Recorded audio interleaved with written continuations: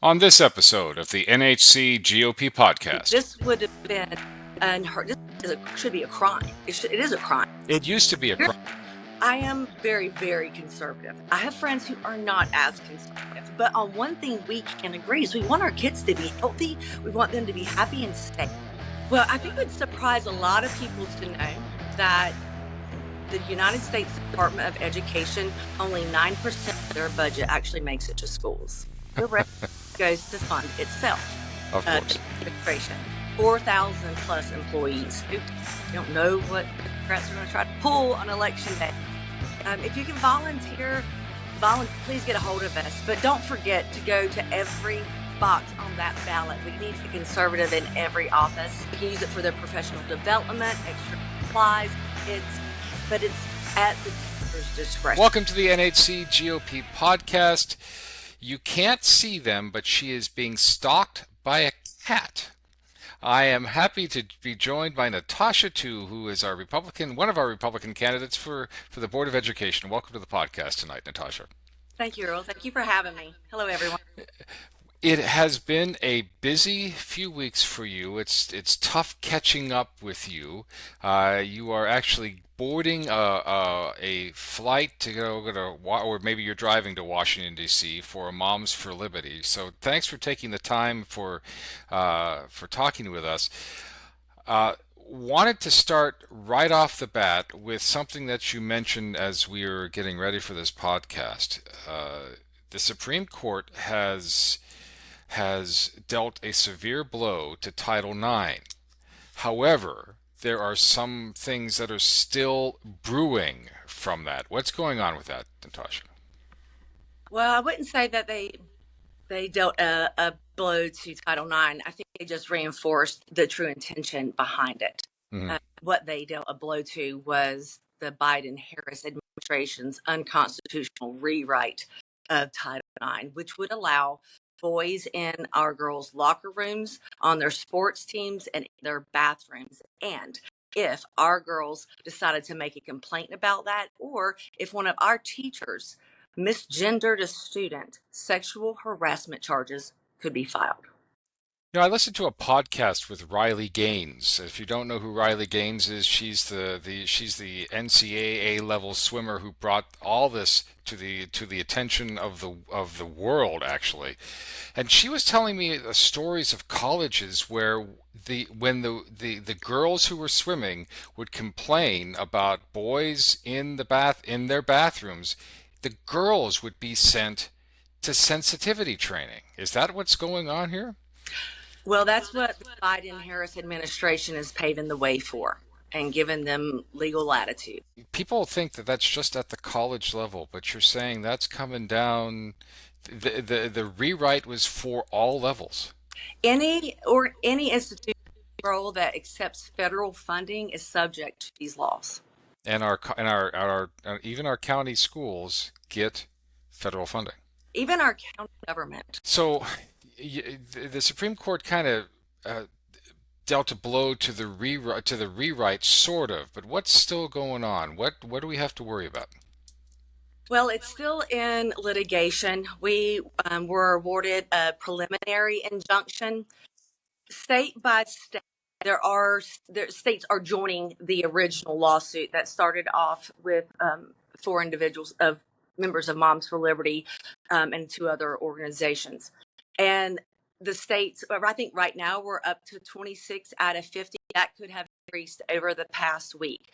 Unfortunately, North Carolina is not one of them. We have a Democratic governor and a Democratic AG. So we are going to have to fight it out county by county. And that's wonderful for the counties that have Moms for Liberty. Although I will say the counties that don't have a Moms for Liberty chapter, go join one of the chapters. You would still be covered. We have several members in the New Hanover County Moms for Liberty role that are from Brunswick County, and they don't have a chapter yet. And so they are joining our under our umbrella until we can help establish their chapter. This provides each school building, not the district, which is important because in our county, we have one school district with 45 different school buildings. Mm-hmm. In other counties in the state, they are broken up into like separate districts. So it's by the building. And it's really important when you can join for Moms for Liberty for free. You just have to be an associate member. We don't blow you up with emails. I am so busy. But we do monthly newsletters. We keep you apprised of legislation going on locally and at the state level, even at the federal level. And just being an associate member of a Moms for Liberty provides your child and the entire school that child a level of protection, an exemption from these ridiculous rewrites. So you were running for the Board of Education here. That federal funding, that's a lot of money that comes, but it also comes with a lot of strings. How are you going to fight or even cut those strings when you get on board? Well, I think it would surprise a lot of people to know that the United States Department of Education, only 9% of their budget actually makes it to schools. The rest goes to fund itself. Of The course. administration, 4,000 plus employees. 61% of North Carolina's budget goes to education. So I don't want to ever hear someone say that there's not money there. It's not being spent wisely. It's not being spent at its best use. So coming on to the board, I think every school district should go through an audit. It's really important to get a baseline of where we're at, where that money's being spent, and we need to just review and recalibrate of how we see moving forward would best serve our students and teachers. I went to Grove City College in Western Pennsylvania where we cut all ties to the government by stopping all federal funding. Is that a possibility here in New Hanover County? I It could be. It's going to be Hmm. a little bit of growing pain. Okay. I wouldn't know the exact amount because there are some grants that I don't think we were awarded this year. Hmm. That some of the programs are dependent on. I don't want to say I'm cutting any money out because I know everyone would start freaking out. What we can do, Rolls, we can reprioritize things. Yeah. I don't know if people are aware watching this, but the annual subscriptions just for Google and the online services, our school board asked, and they budgeted for $4 million a year, and they requested an additional $5 million more Hmm. from the. That's $9 million a year we're spent on annual renewal subscriptions. That's a Wow. recurring expense. I honestly think we can cut that down in some way. I don't believe elementary schools need to have one-to-one devices. I think that should be more of a hands-on, tactile interaction type of learning environment. And that might be a graduated up into middle school, then high school, have those in there. Certainly not worth $9 million a year. And let's go back to this Title IX stuff. Is that if you are a father of two girls, which I am, and I found out that gray hair. That's and I find out that there's a boy going in and changing in front of them. I'm telling you, is that would be tough to take, and that's what this revision of Title IX would do. And it's not just in the college level; it's at all age levels, and these are what the Democrats are proposing. It's absurd. I mean, true insanity. This would have been unheard. Should be a crime. It is a crime. It used to be a crime. You would have been arrested for even Yes. proposing this. We do live in crazy times. Um, you've seen even up in Fairfax, Virginia, and there was a case down in Georgia in 2018 with a 5-year-old that was assaulted in the bathroom by a young boy that was in gender transition. I call that I call that in the midst of child abuse because the Yeah, only person who's putting that kid through gender transition is an adult someplace. exactly. We won't let them get tattoos. And I have a 17-year-old, and she loves the fake lashes. She had to be 16 to get them, but they're going to let a child go mutilate their body and take puberty blockers. It's obscene. See, Title IX started off as a good thing for It women did. in this country. It allowed women access to master's degree programs, and then it morphed into making sure that women have access to sports and other opportunities.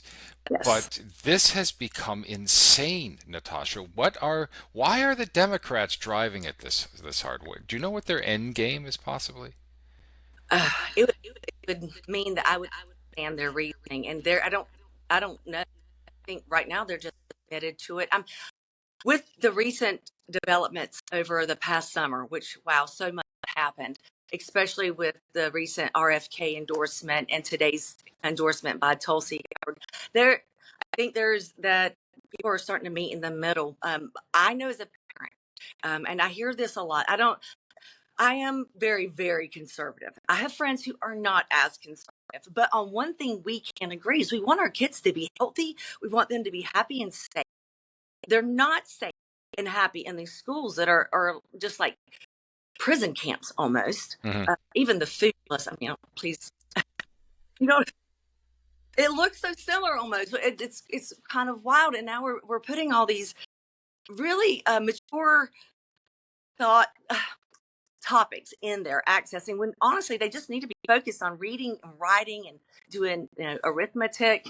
I think we need to just get back to basics, and whether you're a Democrat or Republican, we recognize that our children are not only in a health crisis and an education crisis but a mental health crisis, and it comes from poor nutrition, no exercise, and lack of stimulation. I mean, if you look at pictures of just in this area, because I was getting ready for Labor Day, and you see all these older pictures of Wrightsville Beach and Carolina Beach, and you don't see, like 50 years ago, you don't see the overweight people there. No. You see people very active. Um, you 70% of our children, our youth, are overweight, obese. Interesting. It starts right now when they're in school. It starts right now. It's but at the same, well, we're talking about that, and RFK Jr. is going to launch, from what Yeah, I understand, a child's health commission with Donald Trump. That's going to be fantastic. I don't want. People are aware of how the process that we eat, how it has a direct correlation just the function of our bodies. Our bodies were not meant to consume stuff like that. And then we're asking children to sit in a classroom for 7 hours and focus. It's it doesn't kind of make sense at all. It They're doesn't make sense at all. that. Especially if you're a boy. Way a lot of school districts have taken away recess. How are you going to be a boy and get through the school without running around the yard? Can you I imagine don't that? know, did you ever, right before JFK was assassinated, he had endorsed a physical training, a PT program out of a California high school. I need to find the name of it because I've been wanting to bring it up. I think it's very rigorous. I mean, but we're talking like these kids, not that we don't want to send any of our kids off to battle, but I mean, they could run they could run 5 miles. They could do the, 200 push-ups. Go find me a kid today that can do that's not on a sports team.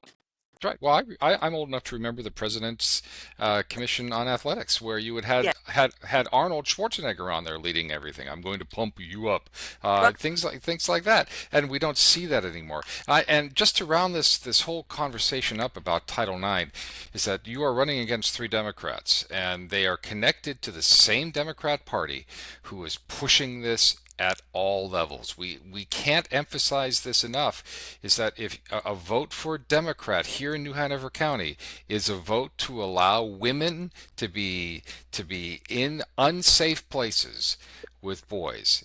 You can't put it any stronger than that. I mean, I don't. I would try to make it where it's more relatable to people, but Roll, I think you've said it as simply as you can. Would you feel safe with your daughter going into a locker room, a bathroom with a biological male? And that crosses, as you said, that crosses party lines. I don't care whether you're a Republican, Mm, Democrat, voter. You absolutely. want your kids safe.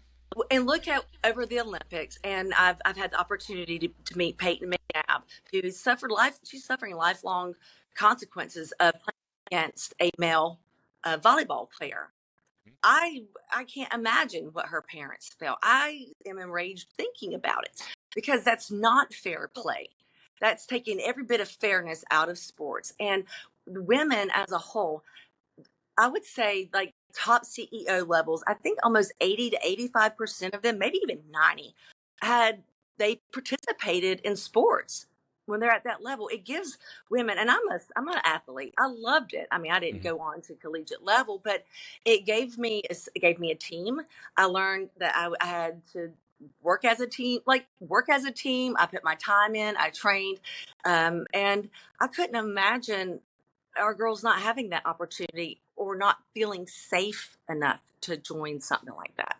But for those of you who don't know the person that Natasha referenced, Peyton was a member of the girls volleyball team in Hiawassee Dam high school team, and she received a spike in the face from a transgender female, basically a guy in dressing up as a girl. Right. At 70 miles an hour, they At estimate 70 miles all. an hour, she still has mental problems. She still has to be read everything because she can't process things the natural way. And this guy gets on social media and harasses her all the time.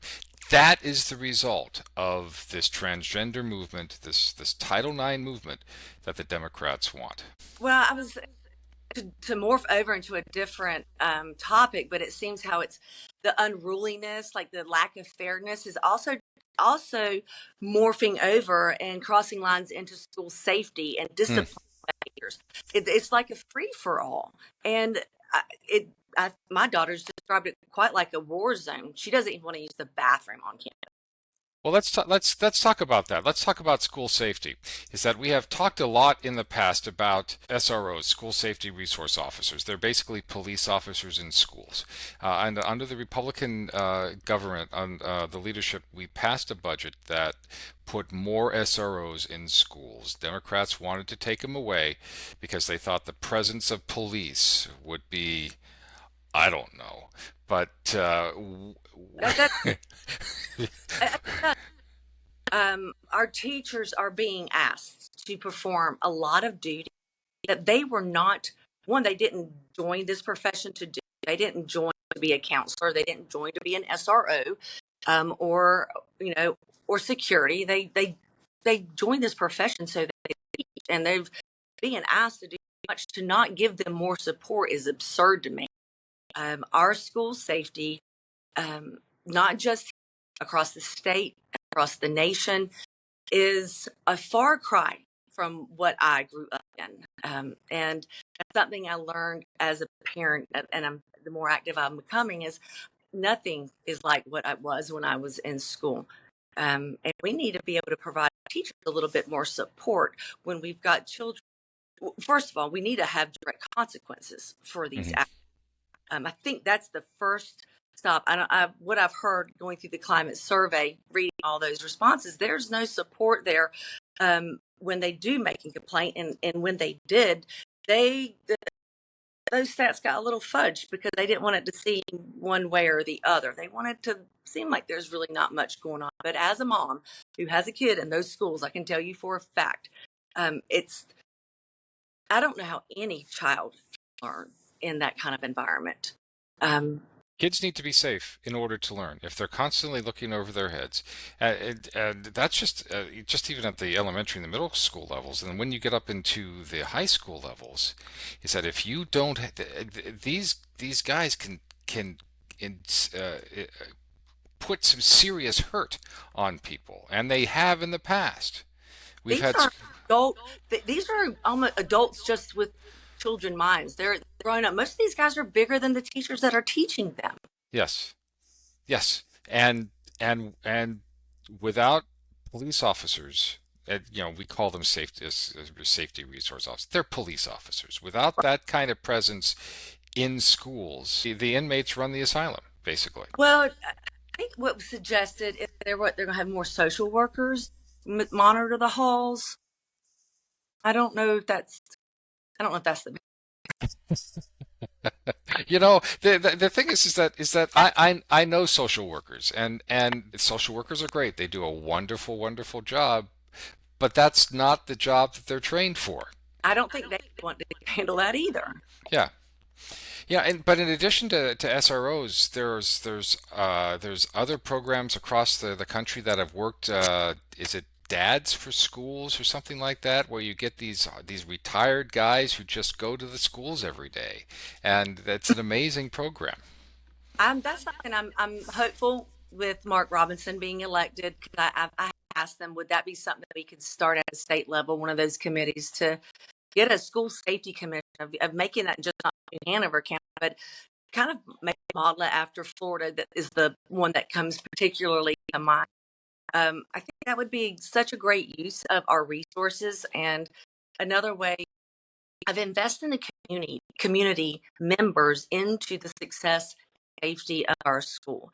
Hmm. I remember growing up, like, we had a grandparents dance at Valentine's, and all the community got together to help decorate the gymnasium and cook the food and make they did the music and made, so it was such an involvement and an investment at every level, that people wanted to see not just those children, your child succeed, but you wanted to see all the children to succeed. And I mean, this is the experience I wanted to give my daughter. Unfortunately, that's not been the case, but I don't think it's really far out of the reach to get it back in place. I know that we have the people that want to make it happen. We just got to kind of recalibrate and get going in the right direction. The budget put threw us for a loop, and it's not going to be easy fix. Mhm.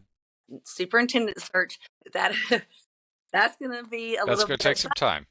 We have to do this. It's Yeah. not easy, but possible. And you just got to have strong leadership. You've got to have an effective communicator, and you've got to have someone that's willing to sit down and have the tough conversations.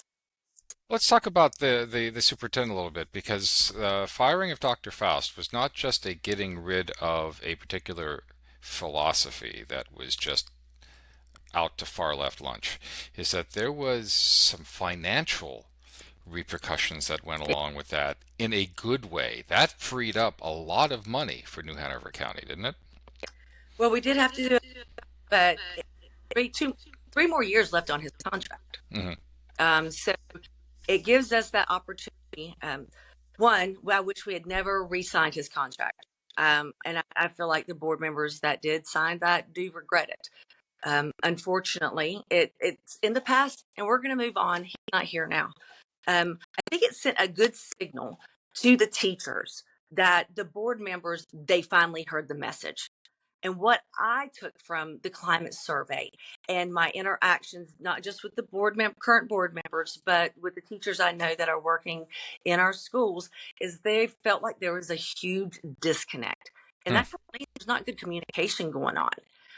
I'm I feel like um, I'm not the only one that heard that message, and by taking that step in July and finally getting rid of Dr. Faust, the teachers were like, at least the ones that responded to me were like, "Thank you, finally." It was interesting to note at the end there, he was not just fired along philosophical lines. He was not doing his job. No, He was not communicating, and it, quite frankly, I hate this term, but it was a toxic culture within the New Hanover County staffing system and teacher system. yes, I agree. And I think that goes. It's. I hate that it got to this point. I really do, because it feels like we've lost really important years, and my daughters were part of those years that were lost. Mhm. But this is a huge step in the right direction. I think people are recognizing the parents in this community want to get back to the basics. And with this movement forward, I think the parents feel like they've been heard. I feel like the teachers feel like they've been heard. And communication goes a long way. People just want to know that you are listening to what they are expressing, what they need. And if they know that, then more people are willing to come to the table. But it's frustrating when you feel like, I'm up there every month and you're doing the same thing, nothing's changed. What's the Yeah. point? What it seems like has been reestablished, or at least we're starting to get to that point, is this essential communication between parents, teachers, and the school board. And Faust was just kind of throwing all that off in every particular way. It almost it seemed like it was just a concerted effort to control all communication. Now you're going to be on the board. See how confident I am. You're going to be on the board Like it, like uh, it. when we are looking for a new superintendent. This has got to happen. We've got a Yeah. good interim in there right now. Dr. Barnes is going to do a good job, but he's not the full-time replacement. So, what kind of superintendent are you going to be looking for? We want. I say I. This is, I'm not the educator. I'm a parent, so I can tell you what I'm coming from as a parent. So I've reached out to my contacts, and what the common message is, or what I'm hearing is they want a strong leader, an effective communicator, a good manager, like a consistent, fair manager that can keep politics out. And Hmm. I'm completely on board with all of that. I think the job description in of itself is, if it's followed, and if it's, you know, being enforced, it's great. Unfortunately, that's not the case in the previous administration. And I can tell you one thing: it will be when I'm on that board. I want This is going to be a superintendent for all kids, just like I'm going to be a school board member for all the kids, Hmm. not just the ones in public school, for every child in this county. And I want to make sure we're instilling America First values. I want to make sure our kids are reading, that they have civic literacy, that there is fair and consistent discipline in our schools. Our teachers and our administrators need to be transparent. Our kids and parents, they should be accountable. We've said this numerous times before. The school board sets the policy. The superintendent enforces that policy, but he's not a lackey. He's got to know what he's doing. He's got to be a professional. But those professionals with those conservative credentials have got to be out there. They do. They are, I'm sure of it. But I think a lot of them are members of organizations, like the educators, the NEA. They've got their own superintendent organizations. They tend to be more left leaning, unfortunately. It seems like Higher Education Institute is being captured, unfortunately.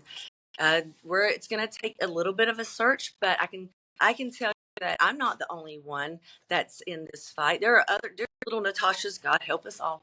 There's other little in every county in this country, and that means there are other superintendents that want to be a part of the solution as well. There are organizations that are providing alternatives for our teachers, for like alternative unions, alternative training options. We just have to be willing to put the work in and make those connections. Uh, Everything in government is run at the pace of a snail, unfortunately. Well, you know what? Also, fortunately, because if it went faster, it would be a lot of this stuff would be just gone by now, and we'd You're be right. in worse trouble. Government's supposed to be slow. We are talking to Natasha Tew, who is working for your vote to get on the school board. I call it the school board. It's the Board of Education. I don't know. It's the Board of Education, the school board here in New Hanover County. Talking about a whole bunch of things. I want to move on to this next thing. I want to talk about teachers. Is that we are always in need of teachers. Teachers come and go, uh, but we need to get them and we need to keep them. What are your plans for that? Just a reminder that the GOP-led legislature passed a budget that increased that kind of pay and salary, but we got to get them here. What are your plans on that? Well, as we spoke to earlier, I think a lot of it is, I mean, teachers come here, they want to enjoy what they're doing. They don't want to feel unsafe. They Hmm. don't want a toxic environment. And for the past many years, unfortunately, going back to before I even looked into this school board or board of education, with with this prior superintendent and the 20 years of sex scandals, it's had a bad taste. It's got a bad Yeah, taste in its mouth. yeah. How do we get good people back here? We need strong leadership. We need a good, strong leader that is effective at getting message out that is a relatable manager, a relatable boss. The teachers need to feel that he's this, that him or her, she or he, however, they don't just arrive to just take a picture, that they're Mm. there to interact, to learn, to be a part of their day. And I think that would actually go a long way of healing some divide between the teachers and the central office. For the one of the things I hear is they just don't feel like they don't feel like their opinion matters because they're going to do what the central office is going to do anyway. So it's really important we find a strong leader with the vision that aligns with our vision, and we give him or her the support that they need. And then from the teacher's point of view, is that you're going to support them in everything they possibly can do. Is that I go had a ahead. really cool idea about this, and it's because I've been doing a lot of research, and I don't know if I can do this at the district level, but with my mom, with my involvement with Moms for Liberty at the legislative level, I am going to make this one of my. Have you ever heard of a teacher savings account? I have not. I've heard of healthcare savings accounts, but not a teacher savings account. Very similar role. Okay. It would be I'm not sure if there's any states I think there's a few states that have this going on, and so I've got to do a little research. But it's similar to the health savings account, and it's reissued at for all educators, public, private, homeschool, charter. It's built into the budget, and it's like their own card, and they get to use it for whatever expense that they need. Let's just say it's $1,000 per teacher. Mhm. They can use it for their professional development, extra supplies. It's There will be accounting. Of course, there'll be an audit done, so you have to match up your receipts, make sure it's educational related. But it's at the teacher's discretion of how they use those money, and they don't have to go ask permission from central office. And that would be, I would assume that that would go into a tax-free or tax-deferred system so that anything they spend, and let's face it, teachers spend a lot of their own Yeah, income upwards of on. $1,000 each year. That's amazing. That's amazing. And this would allow them to do that with some tax benefits as well. And if you have parents that want to donate to your teacher, they can do a direct tax-free donation to that account. That's a great idea. That's a Every great time idea. one, this is what happens when you do some reading, kids. You learn. Well, let's talk about something else. Is that you have brought it up a few times, but you are a member of the Moms for Liberty, and you are heading off to Washington, D.C. What, Wednesday? Wednesday. Wednesday. You've got some great speakers there for Summit 24. And the reason why I'm bringing this up, not necessarily to promote Moms for Liberty, which is a great organization, but it sort of helps define who you are. You've got folks like President Donald Trump, Glenn Beck, Tulsi Gabbard, Rob Schneider, who I think is absolutely hilarious, Seth Dillon, who's the kicker from St. Louis, and others who are coming to your event, to Moms for Liberty. Talk about Moms for Liberty for a little bit. I have been a part of this organization. I was struggling when I first started speaking up at that school board meeting back in 2020. I wasn't familiar with how things worked when anything about the school board, and I looked for some kind of help. And I came across Moms for Liberty, and I wasn't sure if that's something I wanted to do. And in June of 2022, I made that commitment that I'm going to be a part of it. And I'll be honest, it's given me so much support, access to resources that I never would have thought of before. And even with this recent Title IX, I don't think any of us expected how important of a role we would play, this organization would play into help protecting our students at the school. I'm really excited for what's coming up. They always have incredible breakout sessions, great speakers. This year, they have timed it where we are that Saturday. We're collaborating. We're joining forces with over 150 other nonprofits that directly impact children for the first ever March for Kids. Nice. Yes. Nice. It is really something special. I'm excited. We were going to do a march up to Capitol Hill. Unfortunately, with some elevated security concerns, they've moved it to a different location. It's with President Trump being there, I can understand that. Regardless, it's going to be an incredible turnout, and I can't wait to tell you all about it when I get back. I love it. We'll have you on. We'll have you on so you can talk about that. But one of the reasons why I bring that up is that you are running for school board. You're going to be on the school board, but the school board can't do everything. It was never meant to do everything, and so parents need to get involved with things like Moms for Liberty. Their local. Do we still have PTAs or PTOs? I'm sure we do, and all those things that are available to be involved in every aspect of their kids' lives. Because let's face it, is that studies have shown over and over and over again when parents are involved in their kids' education, their kids do well. It shouldn't surprise anybody. Unfortunately, it's not as recent, like it's not as such an occurrence like it used to be. This is what I would love to see more often of is parents stay through the like full call to audience instead of Hmm. just after the whole award ceremony at school board meetings. All parents should stay to see their kid get acknowledged, and they never listen to what the business is being talked about. Hmm. Uh, it's the same folks, faces over and over.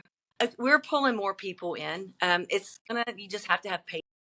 Yeah. Um, as Moms for Liberty, it does allow us to help get that message out to the parents that can't make it, that are working, or they just don't. It's for New Hanover County to be such a small county, Raw, it takes you 40 minutes to get anywhere at 5. I totally get it.